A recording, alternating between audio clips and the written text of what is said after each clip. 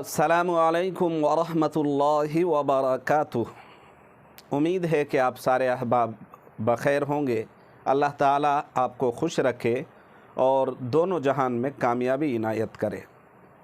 मोहतरम नाज़रीन, आज की इस वीडियो में एक बहुत ही अहम मसला जो हालात के अनुसार इंतहाई ज़रूरी है वो लेकर हाज़िर हो रहा हूँ। पहले आप मसला समाअत कर लें।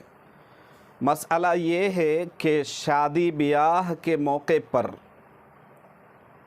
सलामी की जो रस्म दी जाती है, क्या ये सलामी देना सही है या नहीं, जायज़ है या नाजायज़ है, हलाल है या हराम है। एक साहबी ने ये मसला मालूम किया है कि सलामी की रस्म देना शादी के मौके पर ये कैसा है।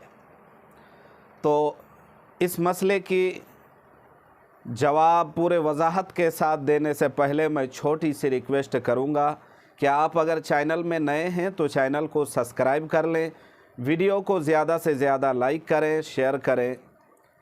तो मसले का सही जवाब ये है कि शादी ब्याह के मौके पर जिस वक़्त निकाह हो जाता है और निकाह के बाद रुखसती से पहले, निकाह के बाद जिस वक़्त रुखसती होती है तो रुखसती से पहले सुबह सुबह औरत को एक कमरे में, इसी तरह उसी कमरे में बिल्कुल उसके जस्ट बगल में दोनों को मिलाकर बैठा दिया जाता है।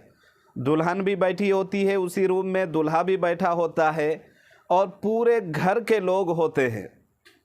ढेर सारी अजनबी औरतें होती हैं, नामहरम औरतें होती हैं, बहुत सारी ख़वातीन उस पूरे रूम में, कमरे में जमा होती हैं और उन तमाम औरतों के बीच में कपड़ा बिछाकर पैसा मांगा जाता है, यानी इंट्रोड्यूस करवाई जाती है कि दूल्हा को बताया जाता है कि ये तुम्हारी जेठ सास है, ये सास है, ये फलाना है, ये जो है ना ये है दादी सास है, ये नानी सास है, तो ये है साली है, तो ये है।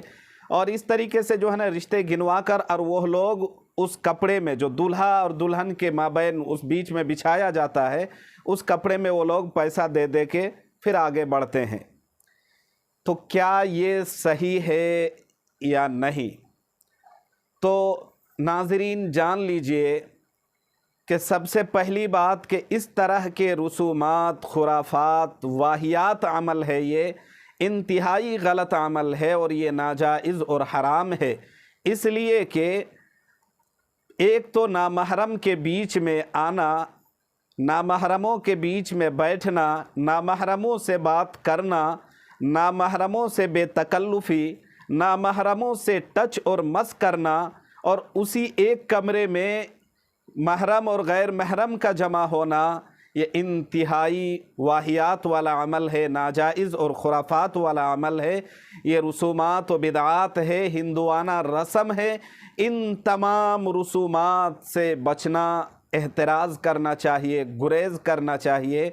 इसलिए आपसे रिक्वेस्ट है कि आप इस तरह के हर अमलों से बचें और अपने को, अपने रिश्तेदारों को, जानने वालों को या अपने जानने वालों की शादियों में जब आप जाएं तो उनको भी बताएं कि ये वाहियात अमल है, नाजायज़ वाला अमल है, इससे बचना चाहिए।